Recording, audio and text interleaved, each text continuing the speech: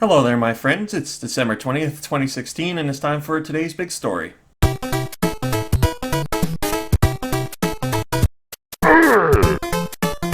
So thus far, it's been a kind of quiet day, but we have some stories that you guys are talking a lot about, so I figured I'd focus in on one of them. The main story seems to be the feature we posted where analysts are discussing the Nintendo Switch and saying what they think is going to go on with it in 2017. They're talking about whether they think the system is going to be a success or a failure. They're mentioning what areas they think the Switch will need to do well in order to be a success. And they also talk about the areas where they think the system might falter a little bit. Patrick Walker over at EEDAR had this to say: the Switch will start strong, but slowing third-party support will signal a tough road ahead. The success or failure of the Switch won't be determined on launch day, when Nintendo fans' passion, planned Nintendo exclusives, and a reasonable price will drive respectable early sales. It will be determined by the ongoing software sales driven by ongoing third-party support. Well, yeah, that's definitely true. The Wii U was hurting for third-party content, and hopefully Nintendo's able to change that with the Switch. You would imagine that's their plan, and maybe we'll get a much better look at that on January 12th. Fingers crossed. But yeah, third-party support is very important, and if it's not there this time around, or it is in the beginning and it dwindles out, then the system's going to be in trouble. Dr. Sirkin Toto says, I think that 2017 will be the most critical year for Nintendo in a long, long time. The Switch is a revolution for the company. It's the first time Nintendo disintegrates the home and portable console audience. Nintendo needs to hit all bases with this device, or they will be in limbo for the next few years on the console front.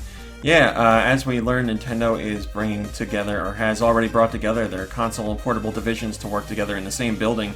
And obviously, we know why now. A lot of that has to do with the focus on the Switch, because this is going to be a home console with the ability to take it wherever you go. So in another sense, a portable as well. Maybe not a dedicated portable, but certainly that's part of the plan. So Nintendo seems to think that this console hybrid aspect is going to be a big hit for them, and hopefully their plans of the games that they have coming out are going to make fans stand up and take notice, and also third parties as well.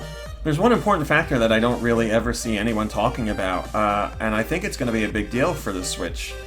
With Nintendo's portable devices, they always see great support from Eastern developers, and Western developers don't really do anything for Nintendo's portables.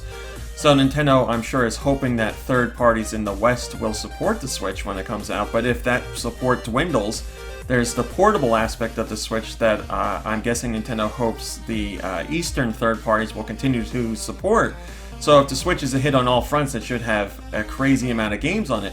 But if it starts to slow down as far as Western third parties go, perhaps those Eastern third parties will keep up the pace and have content coming out, and Nintendo will make sure a good amount of those get out of Japan and make their ways to Europe and North America. XC Warrior over on Go Nintendo says, I pretty much agree with Patrick Walker. Makes a lot of good points, good fast start, then slows, then third parties drop the Switch like a bad habit.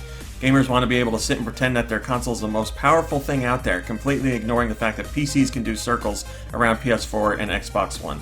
Yeah, you know, as I mentioned in one of my other videos, the whole power debate is one that never made any sense to me, and it's one I honestly don't care about. Whatever the system can do, if developers use that stuff well and make games that I actually want to play, I'm totally cool with that. If we were still making NES games 30 years after the system came out, as long as they're fun, that's all I need. But that's me. People have other needs for systems or other desires.